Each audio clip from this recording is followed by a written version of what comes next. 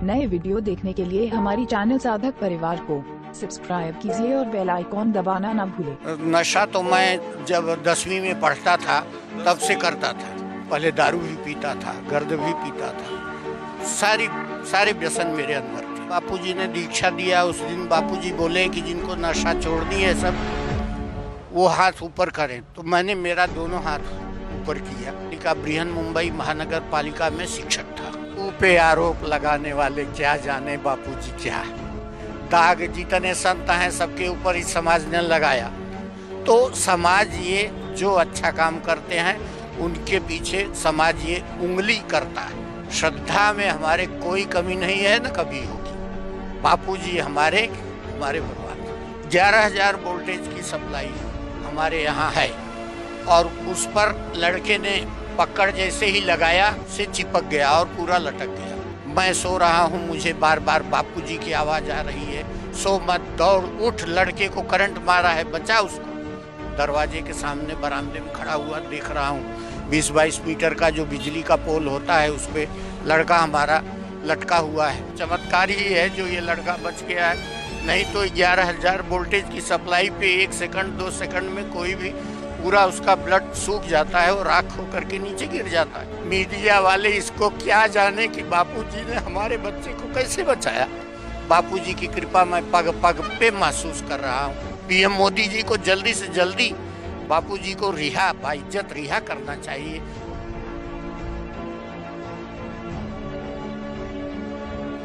मैं विद्यासागर सिंह हूँ, कांदीवली पोईसर मुंबई से, और सन 2000 से संत श्री आसाराम जी बापू से मैं दीक्षित हूँ। मतलब 20 सालों से जुड़े? 20 साल से मैं। क्या करते थे? मैं पहले बहुत ही समझिए गिरा हुआ व्यक्ति था। हर प्रकार की नशा करता था। यहाँ तक कि 1-1.5 महीने तक मैं गर्द भी पिया।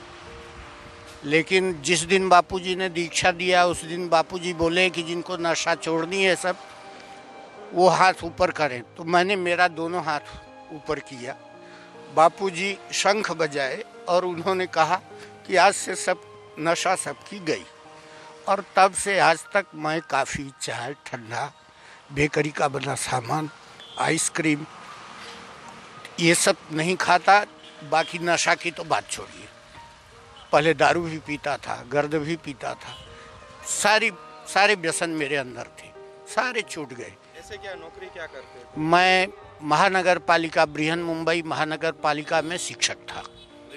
रिटायर हो गया हूँ। रिटायर होकर के लगभग 2.25 साल हो गया है। 1 अगस्त 2017 को मैं रिटायर हुआ। आपने बताया नशा करते थे, कितने सालों से नशा करते थे? नशा तो मैं जब 10वीं में पढ़ता था तब से करता था, क्योंकि मेरे पिताजी, मेरे दादाजी ये सब तंबाकू खाते थे, पान खाते थे, तो बोलते थे जाओ ले आओ। तो हमको भी ये होता था कि खा के देखें कैसा लगता है, और तो तब से ही नशा की आदत पड़ गई थी।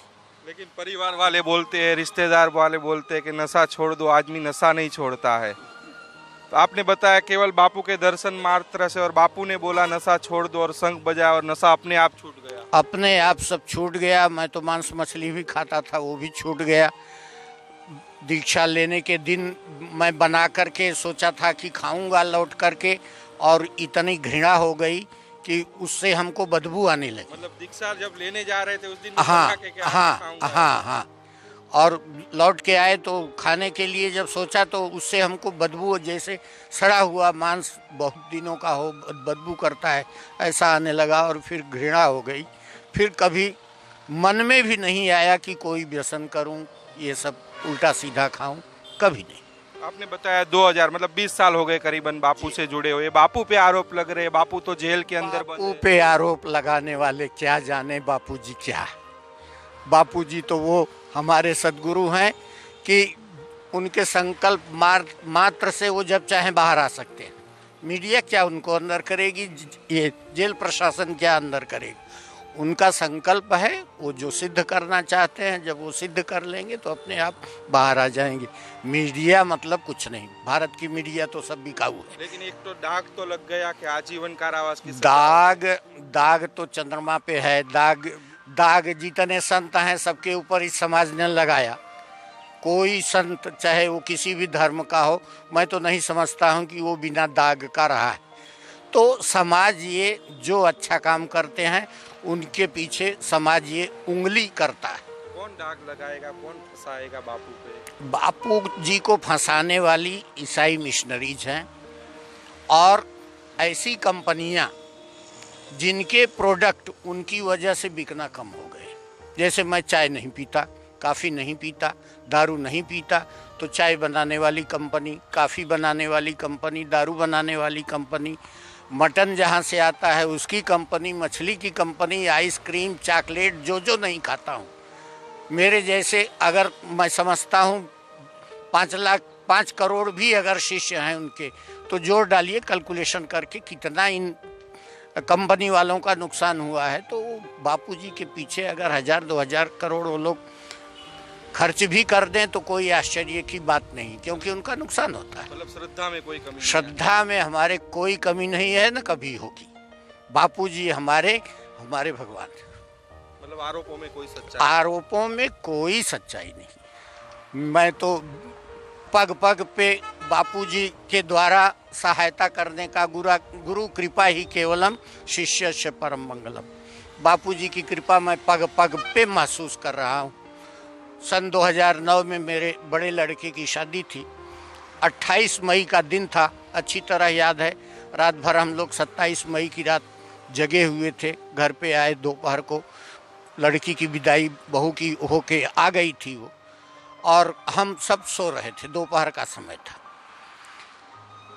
11,000 वोल्टेज की सप्लाई हमारे यहाँ है, और उस पर लड़के ने पकड़ जैसे ही लगाया, वो उसको पकड़ में कहीं छेद था, उसके ऊपर का कवर कहीं कटा हुआ था, वो दाहिने हाथ की अनामिका नहीं तर्जनी उंगली से चिपक गया और पूरा लटक गया। मैं सो रहा हूँ, मुझे बार बार बापूजी की आवाज़ आ रही है, सो मत, दौड़ उठ, लड़के को करंट मारा है, बचा उसको, दौड़ जल्दी दौड़। मैं सोचा कुछ सपना देख रहा हूँ, ध्यान नहीं दिया। फिर लगा जैसे कोई झकझोर के मुझे जगा रहा है। उठ गया, देख रहा हूँ तो बापूजी तो नहीं है, लेकिन उनकी आवाज़ बराबर हमको सुनाई दे रही, बिल्कुल सोच मत, दौड़ जल्दी। दौड़ा, मैं गया, दरवाजे के सामने बरामदे में खड़ा हुआ, देख रहा हूँ 20-22 मीटर का जो बिजली का पोल होता है उस पर लड़का हमारा लटका हुआ है। तो मुझे तुरंत ये हुआ कि अब इसको बचाने के लिए मुझे क्या करना चाहिए। तुरंत प्रेरणा हुई। मैंने 1 हफ्ते पहले एक बाम्बू बड़ा सा 20-22 मीटर का फुट का, उसमें हंसिया बांधते हैं ताकि दातुअन काटा जा सके, वो दातुअन काटने के लिए मैं बना के रखा था। शादी ब्याह का समय था इसलिए। तो दौड़ के फिर वहाँ से गया मैं, वो हंसिया लगी उठा करके लाया, वायर जिस तरफ से बिजली का करंट आता था उसमें फंसाया, झटका दिया, लड़का नीचे गिर गया। इतने में 5-7 मिनट तो कम से कम बीत गया। 11,000 वोल्टेज की सप्लाई, 5-7 मिनट लड़का ऊपर खंभे पे बिजली करंट लगा हुआ है और वो नीचे गिरता है, ख़त्म हो चुका है, कोई चांस नहीं। लेकिन ठीक उसी समय पे जब बापूजी मुझे जगा रहे थे तो मेरा मझला लड़का भी दीक्षित है, अविनाश नाम उसका, उसको भी बापूजी ने जगाया, प्रेरणा किया कि दौड़, लड़के करंट मारा है। जैसे ही लड़का मेरा नीचे गिरा, वो गोदी में ले करके बरामदे में दौड़ करके आया। बड़ी लड़की, उसको भी पता था करंट लगने पर क्या करना चाहिए, गरम गरम राख ले करके आई। बड़ी सी दौरी थी, टोकरी की बड़ी टोकरी, उसमें भर करके लाई गरम गरम राख। सभी लोग उसको मलने लगे पूरे हर अंगों में। 5-7 मिनट जाते जाते उस लड़के को होश आ गया। मैं बापूजी से विनती करता रहा और बापूजी ने मुझे उसका अभयदान किया, उसकी जान बख्श दिया बापूजी ने। कैसे वो लड़का जी गया, मुझे खुद आश्चर्य होता है। इसके बाद डॉक्टर के पास हम 2-3 घंटे बाद जौनपुर शहर में लेकर के गए, बड़ा सावित्री नर्सिंग होम। वहाँ के जो एमडी डॉक्टर थे उनको हमने दिखाया, तो उन्होंने देखा, सारी स्थिति जाना, तो वो बोले कि कोई चमत्कार ही है जो ये लड़का बच गया है, नहीं तो 11,000 वोल्टेज की सप्लाई पे 1 सेकंड 2 सेकंड में कोई भी पूरा उसका ब्लड सूख जाता है और राख होकर के नीचे गिर जाता है। लेकिन लोग तो बोल रहे हैं, एक तो अंधश्रद्धा है, अंधविश्वास है। अंधश्रद्धा ये क्या, मीडिया वाले इसको क्या जाने कि बापूजी ने हमारे बच्चे को कैसे बचाया। मीडिया वाले इसको क्या जाने, बापूजी ने हमको पग पग पे बचाया, हमारी सहायता करते हैं, हर क्षेत्र में मेरा विकास किए हैं। तो जब से मैं दीक्षा लिया हूँ, मुझे तो नहीं लगता है कि मैं ही नहीं, कोई भी जो दीक्षा लिया है वो पीछे नहीं जाता है। उसकी प्रगति, आध्यात्मिक प्रगति तो होती ही है, आर्थिक प्रगति, हर तरह की स्वास्थ्य संबंधी प्रगति, हर तरह की प्रगति उसकी होती है। पीएम मोदी जी को जल्दी से जल्दी बापूजी को बाइज्जत रिहा करना चाहिए। आपने देखा 2000 मतलब करीबन 20 सालों से संत आसाराम जी बापू से जुड़े हुए, उनका यही कहना है कि जो भी आरोप लग रहे, आरोपों में कोई सच्चाई नहीं। भक्त आज भी बापू को भगवान मानते, भक्त आज भी बापू को निर्दोष मानते और लगातार सरकार से एक ही मांग कर रहे हैं कि जल्द से जल्द आसाराम जी बापू को रिहा किया जाए। कैमरामैन अंजनी के साथ नीलेश ठक्कर, सूरत से रफ्तार न्यूज।